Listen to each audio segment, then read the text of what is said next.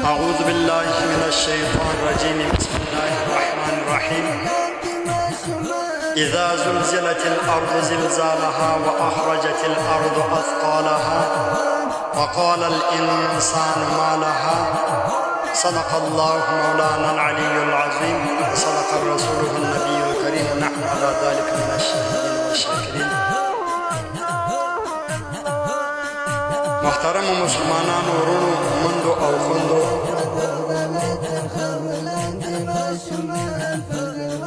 د نن مجلس می د زلزلې په اړه وه چې زلزله ولې راځي او د زلزلو جټکې ولې ډېرې سوې او اکثره اوقات پر دې فیسبوک باندې ورکول کېږي چې پلانکي انګریز پیشنګویي کړې ده چې په پلانکي تاریخ باندې په پلانکي ځای باندې به زلزله کېږي، نو خلک ډېر په بیره کې او خلک د دې خبرې څخه ډېر وېرېدلي، نو بیا ډېرو کسانو به ټلیفونونه سره کړي، ډېرو کسانو به آله سره کړي چې دا څنګه خبره ده. دا اوس که ستاسو په یاد وي چې دوې درې ورځې مخکې یو انګریز دا پیشنګویي ورکړې وه چې په بلوچستان کې خصوصا په چمن ښار کې به زلزله کېږي او سخته زلزله به وي، ډېره سخترینه زلزله به وي، دا به داسې نقصانونه وکړي، داسې به وکړي، داسې به وکړي. په 48 ګنټې کې کېږي، په 48 ګنټې کې کېږي.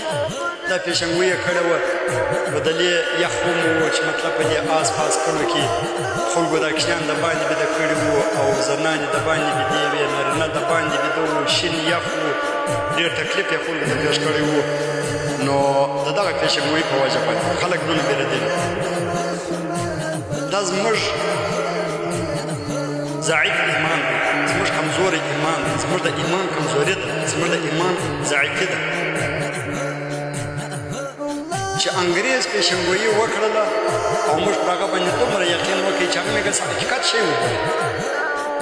دا مې حقیقت شی وبولي چې دا دغه رقم کېږي. حالانکه زلزله یو الله جل جلاله ته معلومه ده چې کله کېږي پر کوم ځای کې کېږي. ابا دا انګریز خبرې دي چې دا دی په مځکه کې پلیټونه دي، دا پلیټونه سره لرې کېږي، نو دا بیا سره شوري، دا په پلانکي ځای کې کومه د هغه زلزله بیا وسوله، الله پاک هغه انګریز به هم شرموي نه وسوله. دا رقم 500 واره په ډېرو ځایګانو کې د ډېرو شیانو په باره کې پیشنګویانې کړي، الله پاک یې وشرموي. لهذا دا الهي شی دی، خدایي شی دی، نو دا نه تر انګریزه پورې اړه لري، نه تر چا د پیشنګویي پورې اړه لري، او بلکې که موږ ته موږ داسې څه سوچ کوو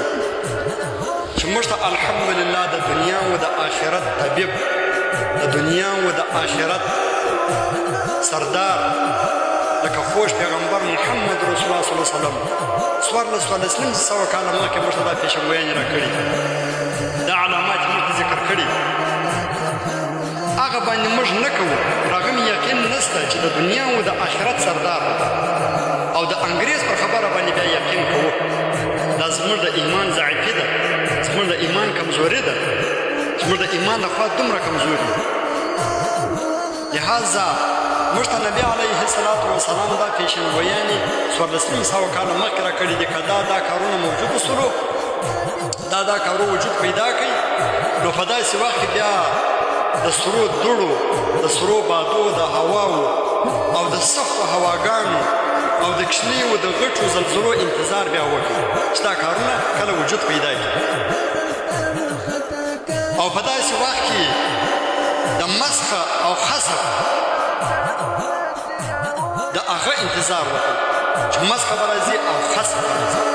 خلک او بنګالي و کورونه دا به په مځکو ننوځي او دغه رنګه به د خلکو چې کوم شکلونه دي هغه شکلونه به اوړي، یا به شکل د خنزیر سي علیاذ بالله، یا د بخر، یا به د خره سي، یا به د سپي سي، او دا د بعضو ګناهو په وجه باندې په بعضو علاقو کې بیا دا رقم پېښېږي په اخر وخت چې دا مسخه او خسف دا به واقع کېږي، دا به راځي، او د اسمان څخه به د ډبرو باران کېږي، د ډبرو باران به ورېږي، د هغه په انتظار سي، د ډبرو د باران په انتظار سي. حتی چې صرف دا نه چې بس په دغه عذابو باندې انسان خلاص نه، بلکې د دغه عذابو سره سره د نورو علاماتو او عذابو به هم انتظار کوي، هغه به هم راځي. چې پی در پی به دغسې ظاهرېږي لکه د یو امیل تار چې وشلېږي فرضه که تسپې دي نن سبا د دې تسپو تار وشلېږي یا د یو امیل تار وشلېږي هغه سپنسه یې وشلېږي نو لهذا بیا هغه دانې پی در پی را روانې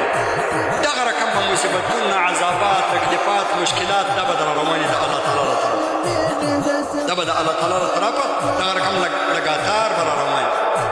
په دا باندې نسو خلاصېدی چې خالي زلزلې دي مسخه ده خسف دی په دې هم نسو خلاصېدی یا قذف د ډبرو باران دی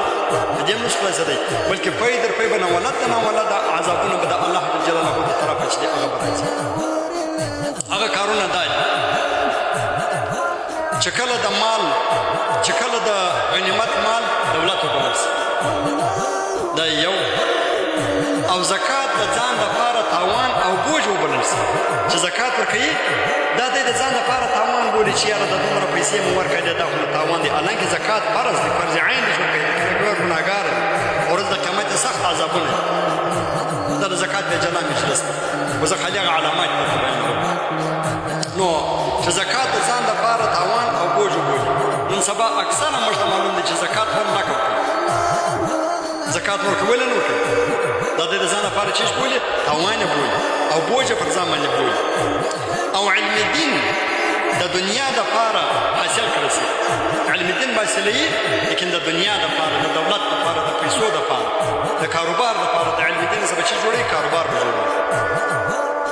دا به وجود پیدا کړي او دغه رنګه چې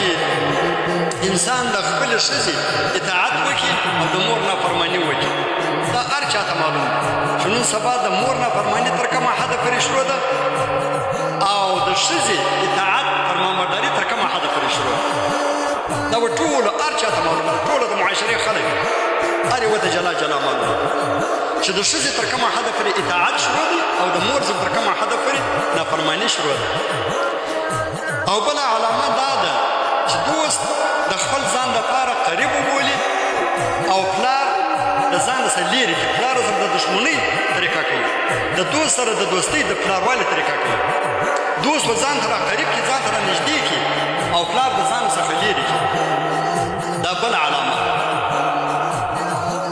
او بله علامه به دا وجود پیدا کړي چې په مسجد کې په مسجدانو کې به شور و غل زیات شي نارې و غرغړې و خبرې دنیوي خبرې به په مسجدانو کېږي لکه نن سبا اکثره مساجدو کې موږ وینو چې د شوګر والا به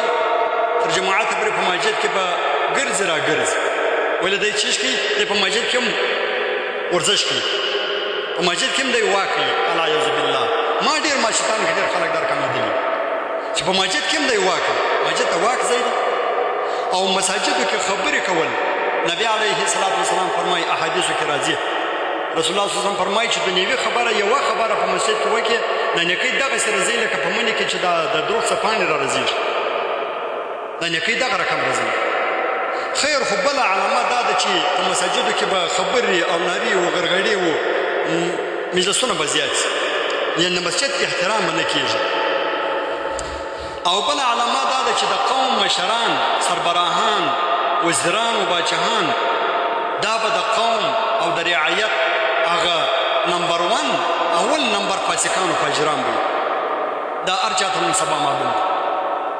چې د وطن او د ملک چې کوم باچهان او وزیران دي اکثره د دنیا هغه کسان دي چې هغه په دنیا کې اول نمبر فاسقان او فاجران دا به پر دې رعایت باندې مشران او بل علامه دا ده چې د انسان عزت به د درجې په وجه باندې نه کېږي د انسان عزت به د علمیت په وجه باندې نه کېږي د انسان عزت به د یو ښه کار د وجه نه کېږي بلکې د انسان احترام او عزت هغه به د بیرې د وجه کېږي هغه څه به بیریږي هغه څه به خوف کوي د خوف د وجه به چیش کېږي عزت به زیات شي د خلکو به عزت د خوف د وجه کېږي بل علامه دا ده چې ګانې او سروزونه یعنې ډمتوب به عام شي اکثره کسان لکه نن سبا د معاشرې اکثره ځوانان زموږ ډمان شو اکثره سروزګران شو ډمان شو دا ډمتوب به عام شي سروزونه به عام شي رقص رقص به عام سي، د انجونو او د الکانو رقصونه به عام سي، او د دې کتل به عام سي، د دې تماشه به زیاته سي. ورسه نن سبا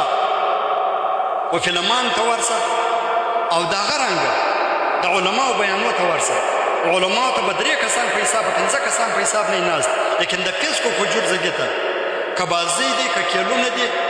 مطلب فرض که ینډه شروع ده او د هغه رنګه فرض که فوټبال شروع دی، کرکټ شروع دی، دنیا به ورته ناستې ټیویان ته بیا تاسو وینئ چې د پاکستان د انډیا میچ یا د پاکستان د بل ځای میچ یا داسې نور میچونه وي، دنیا و ټیویان ته ناستې، نه جوماتونه سته نه لمونځونه سته، فاسقان او فاجران ګر په ټیویان باندې ورک. دا اوس مسله ده، دا اوس کیسه ده، خو یا پاکستان ګټلې یا دغه دونه مسله ولاکه یا انډیا ګټلې، دونه خبره ولاکه. خو لیکن پر دې باندې جوماتونه قضا، لمونځونه قضا، شرطونه پرېږدي او نور فیسکو فجور پر کوي پر خالي ټیویانو باندې. لیکن د علماو بیانونو ته بیا ورسه هر ځای علماو بیانونه کوي، لیکن هغه ته بیا 5 کسان هم نه ناست. زه ګږی خلکو ته وایم چې یاره ارمان چې د علماو دومره تکلیف او دومره مشقتونه لکه څنګه چې مسلمانانو ته پر ترجمو باندې، پر حدیثو باندې، پر تقریرو باندې، پر ځان باندې دومره مشقتونه راوستلي دي چې دومره نیمه تکلیفات پر کفارو باندې کړی وای، قسم په خدای چې څه نتیجه یې راوتله، لیکن مسلمان باندې والله که خشن نتیجه د علماو ته راوتله، شپه ورځ ورته ګډ. خو مطلب بله خبره دا ده چې یعنې هغه ډمتوب هغه به زیات سي، د علماو قدر به کم سي، خلک به جاهلان سي. ولې به جاهلان سي؟ د علماو څخه به لرېوالی اختیار. او بله علامه دا ده چې شراب څښل به عام سي، په کلو کې به هم شراب څښل کېږي او په ښارو کې به هم شراب څښل کېږي، او دوکانونه و کم کمپنیانې او مرکزونه چې د شرابو دي هغه به عام خاص خلاص. دا بله علامه ده. او بله علامه دا ده چې دغه اخرني خلک پر هغه اولینو خلکو باندې به بد وایي، هغه وایي نه پوهېدم، هغه ناپوه، هغه ګمراهان العیاذ بالله، هغه بدعتیان. لکه نن سبا تاسو به وینئ چې د اکثره اوقات داسې خلک یي چې پنجپیر وزمه خلک یي یا داسې اهل حدیث والا یا سلفي وزمه خلک یي، مطلب پر دې مخکني خلکو باندې بد وایي چې دا پلانکی شی چې دوی کوي دا فالتو کوي، دا پلانکی شی فالتو کوي، دا بدعتیانو دا دی دا دی. نبي علیه الصلاة والسلام فرمایي چې دغه رقم انسانان چې هغه پر دې اولو خلکو باندې بد وایي، دا هم د قیامت او د دا رقم عذابو علامت. دا په یوه حدیث کې دا شان ذکر شوي، دا 15 علامات، دا رقم نو ډېرې علامات راځي. د علماو سره به عداوت زیات سي. نبي عليه الصلاة والسلام فرمایي من عادى لي وليا فأذنته بالحرب، من عادى لي وليا فقد أذنته بالحرب. نبي عليه الصلاة والسلام فرمایي چې الله تعالی وایي چې زما د ولي زما د علماو سره څوک عداوت ساتي فقد أذنته بالحرب، زما د هغه سره د جنګ اعلان. د جنګ اعلان څه معنا؟ مولانا علي قاري رحمه الله تعالی په مرقات المفاتيح کې لیکلي دي، دا 14 جلد کتاب دی د مشکات شریف شرح دی. هغه وایي چې د الله تعالی د جنګ مقصد دا دی چې په وخت د ذکرنن کې خدای پاک کافر ته دنیا تیر کې کلمه یې نسنسي، کلمه یې نسنسي. علماو عداوت مه ساتئ. علما عداوت چې دی د انسان لپاره د عذاب ذریعه جوړېږي. او بل دا دی چې دوکه، فراډ، دولمبري، ملاوټ، زنا، لواطت دا به زیات سي. دا نن سبا موږ ټول د معاشرې خلک یو، هر سړی جلا جلا ویني چې زناکاري مې تر کومه حده پورې ده، دوکه مې تر کومه حده پورې ده، ملاوټ مې تر کومه حده پورې دی، دروغ و فراډ مې تر کومه حده پورې دی، او دغه رنګه لواطت و زناکاري مې تر کومه حده پورې ده، شرابخوري مې تر کومه حده پورې ده. خدای تعالی مې دې معاف کړي. دا موږ ته نبي علیه الصلاة والسلام 100 کاله مخکې دا بیان کړي چې بیا به د زلزلو انتظار وکړي، د سختو زلزلو انتظار وکړي. زه خو هر سیکنډ زما د رب په ذات قسم چې زه بیریږم، ځکه د کافر په دغه باندې ګز په خوله کې ما ګزه کړی نه. زه هر سیکنډ چې ما د نبي علیه الصلاة والسلام دا حدیث لیدلی دی د 1915 کاله مخکې، چې دا حدیث ما لیدلی دی تر دا اوسه پورې زه په بیره کې، ځکه دا ټول شیان موجوده دي، هر چا ته معلومېږي. ګوره د حضرت عمر فاروق رضی الله تعالی عنه په دور خلافت کې داسې دور خلافت یې تېر کړی دی چې دغه رقم د انصاف بادشاهي، دا رقم د انصاف خلافت او دا رقم د انصاف زندگی تر قیامت پورې به بیا نه سي، لکه څنګه چې حضرت عمر فاروق تېر کړی. د حضرت عمر فاروق رضی الله تعالی عنه په دور خلافت کې زلزله وسوه،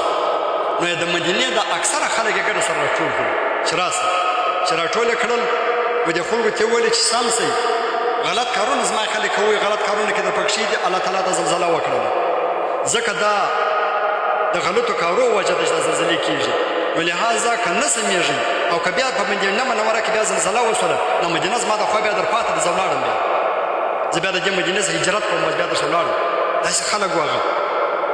خو سم سي که بیا زلزله وشوله زما د خوا بیا مدینه در پاته بیا مدینې ته نه درځم دغه رنګه د حضرت عائشې رضی الله تعالی عنها څخه یو وار یو صحابي پوښتنه وکړه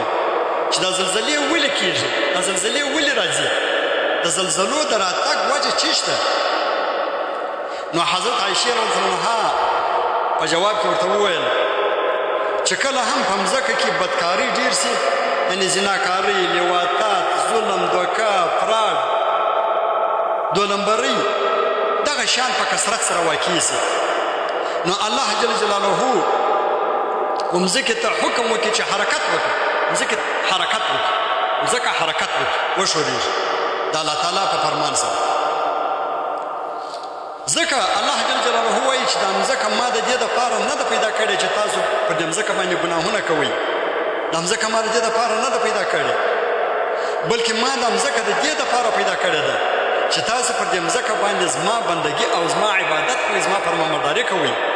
زما نافرماني پر دې مځکه باندې مه کوئ کنې ورنه په ورځ د قیامت په دغه مځکه پر دې باندې ګوایي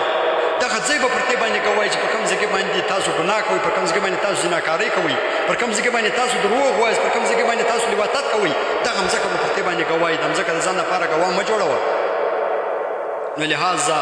د زلزلې راتګ اصل وجه دا ده چې هغه زموږ ګناوې دي هغه زموږ نافرمانۍ دي خدای تعالی دې موږ معاف کړي الله جل جلاله دې د عذاب په مرګ باندې نه وژني خدای پاک دې داسې مرګ راکړي چې په دنیا کې هم د عزت مرګ او په ورځ د قیامت هم د نبي علیه الصلاه والسلام په عزت باندې راپورته شو هغه په مخ په عزت باندې راپورته شو الله دې داسې مرګ او زندګي را نصیب کړي اللهم لا تقتلنا بغضبك ولا تهلكنا بعذابك وعافنا قبل ذلك وما علينا الا البلاغ المبين